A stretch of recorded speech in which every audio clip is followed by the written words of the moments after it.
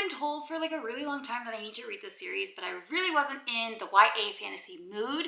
But now I am, because it's like getting close to Halloween. It's getting close to like so much fall awesomeness. The weather is colder. You can't see outside right now, but it is raining outside and it's chilly and it's just so fun. And so now I'm back in my YA fantasy mood. So I don't know why I did that. I won't do it again, I promise. But this is a series that I have wanted to read for a while. Everybody's told me to read it for a while, and now I'm finally going to read it. It is the Cruel Prince trilogy plus book. So there is a trilogy with the Cruel Prince. It is by Holly Black. I don't know what this series is about really, besides the fact that there is an enemies to lovers romance, but they never end up together, I think, or something like that, if I'm getting this correctly. I have not read the books, but that's what I've been told. So it's just like pure tension all the time, and it's gonna make me cry. And I love a book that makes me cry. So, and then there is also there's also this fourth book here, and this is How the King of Elfhame Learned to Hate Stories. And at first I didn't know if this was part of the Cruel Prince, so I just grabbed it anyways because I saw it was by Holly Black, and I was like, okay, well, it feels like it's part of the Cruel Prince. But then I read this, and I'm pretty sure this is part of the Cruel Prince. I think it's like a novella-esque type of book thing, whatever. So it says, once upon a time, there was a boy with a wicked tongue. Before he was a cruel prince or a wicked king, he was a fairy child with a heart of stone. The #1 New York Times bestselling author Holly Black reveals a deeper look into the dramatic life of Elfhame's, I think I'm saying that right. If I'm not saying that right, don't just let it go. Enigmatic High King Cardan. This tale includes delicious details of life before the Cruel Prince, an adventure beyond the Queen of Nothing, and familiar but pivotal moments from the Folk of the Air trilogy, told wholly from Cardan's perspective. This new installment in the Folk of Air series is a return to the heart-racing romance, danger, humor, and drama that enchanted readers everywhere. Each story is paired with lavish and luminous full-color art, making this the perfect collector's item to be enjoyed by both new audiences and old. So I do believe this is part of the Cruel Prince trilogy, and because it said that it was. And so I am going to include this. I'm hoping to get to it this video as well. To be honest with you, I only have like a week to read these 4 books, but I think it's going to be... Sorry. What? What? I wasn't expecting that. I'm gonna be honest. I was not expecting that. I'm so excited to read these now. Okay, cool. That's fan art. All right, well, yeah. So I guess you start off with this one, right? Yeah, this is the Cruel Prince. I'm gonna start this book. Guard your mortal heart. Okay. Sharpen your blade, harden your heart. Okay. We love. This doesn't seem like it's gonna be too.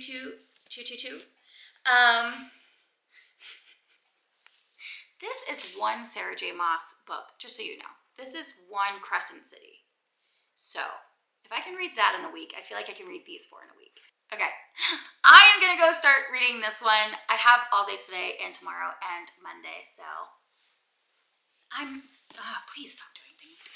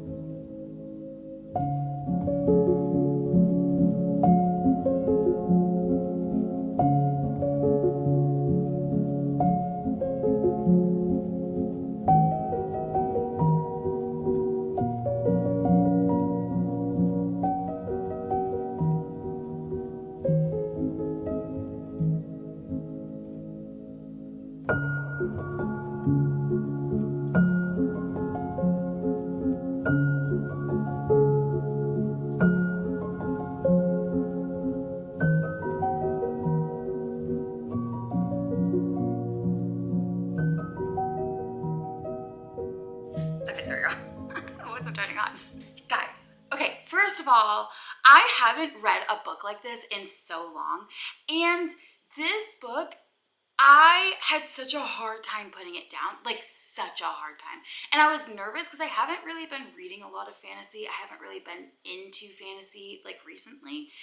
And so I was really like nervous to get into it. And I was like, oh, like I don't want to learn a new world. Girl, when I tell you that this book was incredible, when I tell you that I literally had to force myself to go to sleep, I had to put this in a different room so that I could go to sleep on time. I finished this as quickly as possible. It took me technically 2 days, but it was like, see, this is where I went wrong. I started it a couple hours before bed, and so I read half of it immediately, right? Like I'm like going through.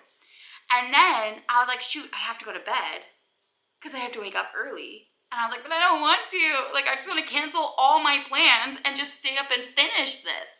But I did. I did go to bed, and then I woke up the next day. As soon as I had the opportunity, I went to Starbucks and I read the rest of this book. Just sat there and read. And it was so good. Like, so good. I didn't even want to waste the time to go home. I just went to Starbucks. I was like, no, I'm not going to waste a 30-minute drive when I could be reading. No, no, no. I sat there, I read the book, and it was so good. This is such a great book. I haven't read the others, so I don't know what's going to happen. But what I do know, holy crap. So what's this book about? Okay, so I don't know, because I have been spoiled by this book. I have seen fan art.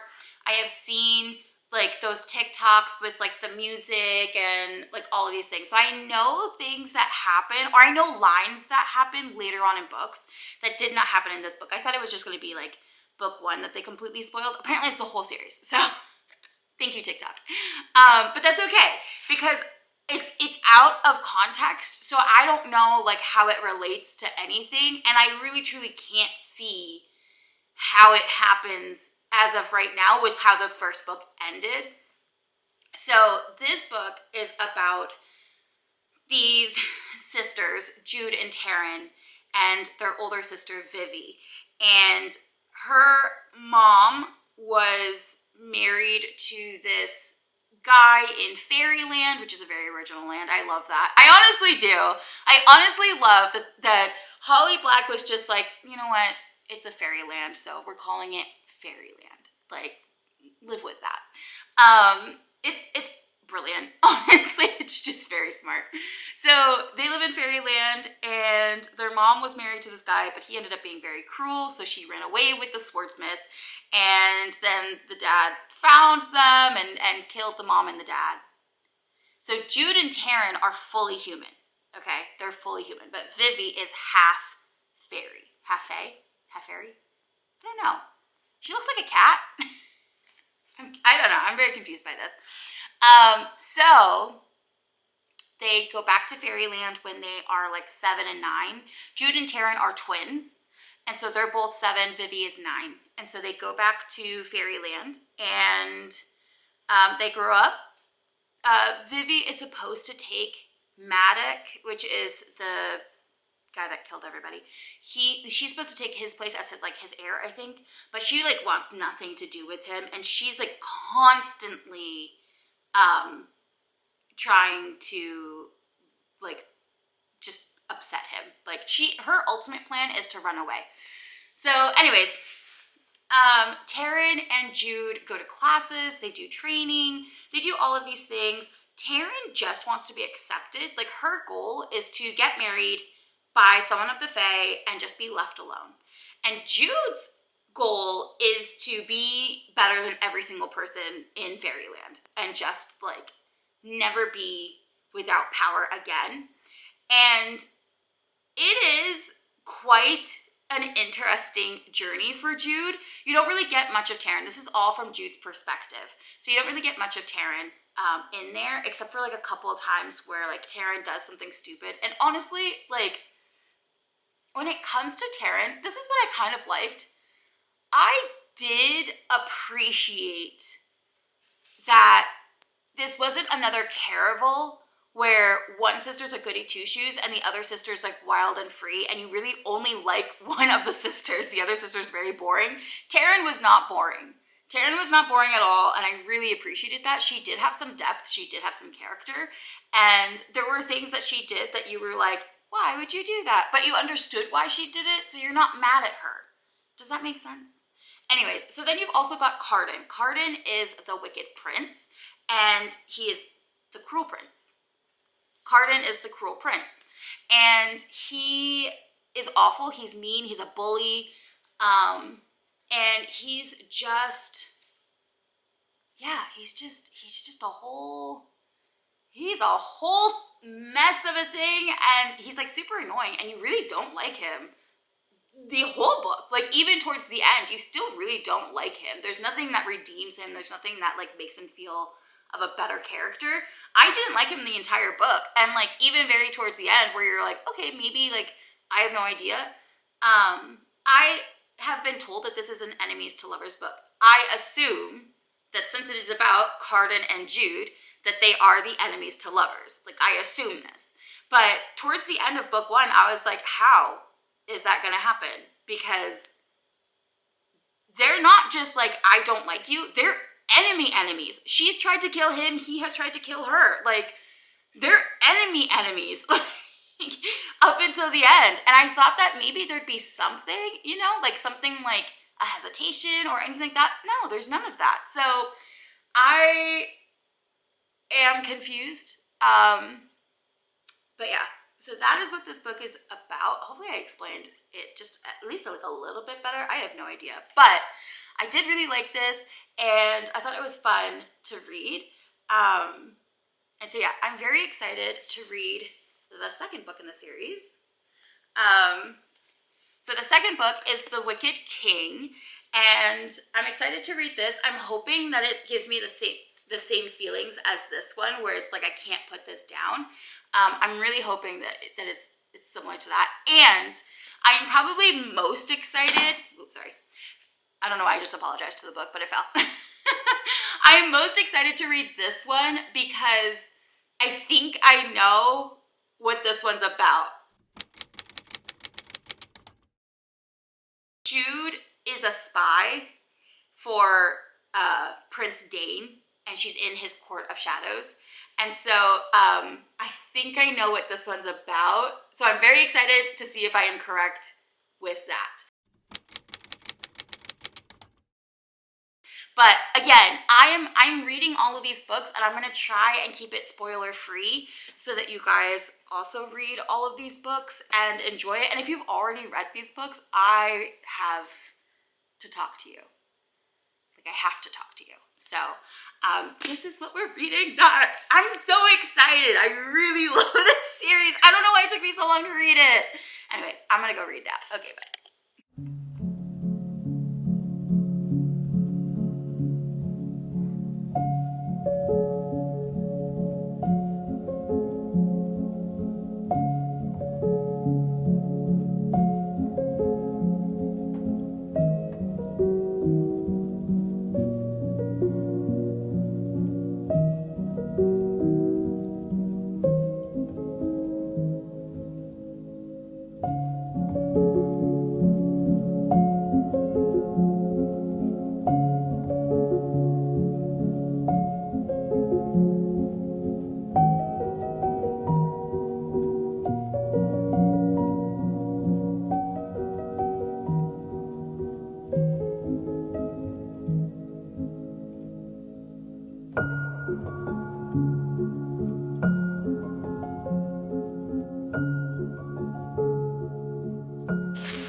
Okay, so I was gonna do this tomorrow, but I can't not do this tonight because what the heck? So I just finished The Wicked King, and honestly, like this whole series is so good. Like, it is so good. And here's the thing, I never thought that I was actually gonna read the Cruel Prince series because I thought that I had kind of like shied out of the YA fantasy stuff. But no, I was completely wrong. I love YA fantasy. I completely forgot why I loved YA fantasy, but I love YA fantasy. I love it so much. This was fantastic. It was phenomenal. Like, just everything about this book was absolutely incredible, down to the smallest minute details that I truly was like, this can't be relevant, this can't be important. It was. It all was. It was all important. All of it. So yeah, this was so good. And the ending completely blew me away. Like, wow, this was so good. This was so good.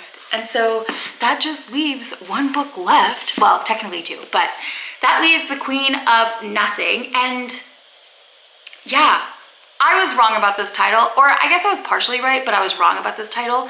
But now that I do know what this title means, like, it changes everything. It changes everything. So I am gonna finish this. I was gonna stay up tonight and finish it tonight, but I have to be up and I have to run an appointment early in the morning. And so I don't really want to stay awake, but I do want to start this tonight, but also I want to go to sleep, but also I don't want to go to sleep. So that's the predicament I am in. I might finish this by 3 in the morning. I might not. We'll just see where the wind takes us. But I do want to finish this tomorrow, and then I want to finish this tomorrow, and then if I can, I want to also finish this tomorrow because this is very short, like so short. So, and like the writing in this is like comical. Not comical, but like, look how large, like, you know?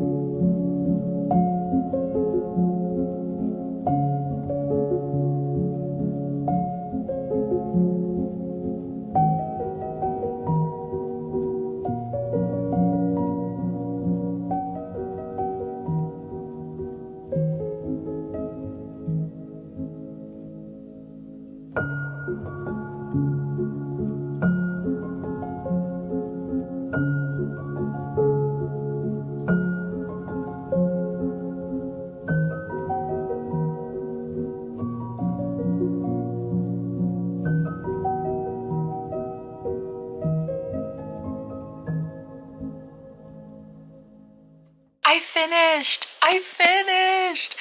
Oh my gosh, I finished. I love this trilogy. I love this trilogy so much, and it is right now, it's 2:39 a.m. I am reeling because of how magnificent this series is. The Queen of Nothing did not disappoint. And I will say, one thing that I really love about this book in particular, this series in general, but this book in particular, is that the very first book is so beautifully written because it is a whole scheme for the first book. And in the second book, there is another scheme the entire book. And in the third book, there is a war that breaks out.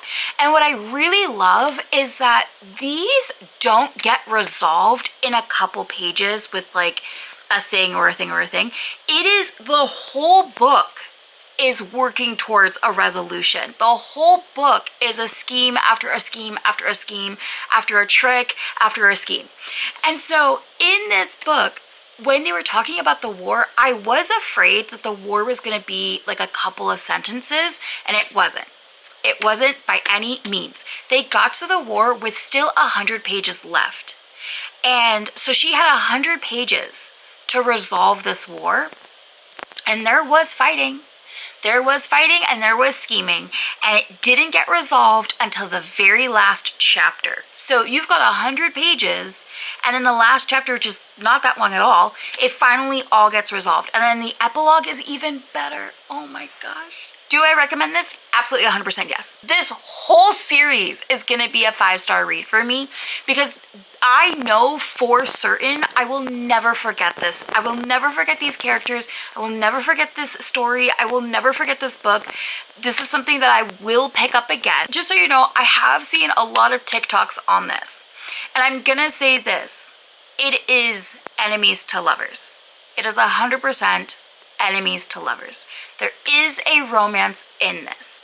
I do not think the romance is a subplot. I think the romance is just as important, if not more important, than the politics of the series. I will also say that, of course, there are politics in this. It is a fantasy book. In almost every fantasy book, it is heavy into politics. You think of like Harry Potter or the Percy Jackson series, Maze Runner. It is all politics. All of it. Divergent. Twilight has politics.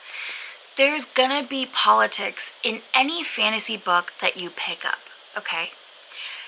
Are there a lot of politics in this? Yes. Is it confusing? No.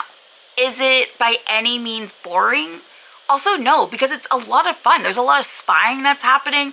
My heart was racing a lot. Like there's just so many great things that happen in this. There's so many great friendships. There's so much to this. I truly believe that this is possibly one of the best written fantasy trilogies that I have ever read. Ever. This is perfect for people who are trying to get into fantasy. I think this is perfect for people who already love fantasy. And I think this is perfect for somebody who likes high fantasy, low fantasy, no fantasy. I think this is perfect for pretty much everyone because it's got a little bit of everything in it. It's got a little bit of lore. It's got a little bit of like all this stuff. I recommend this series.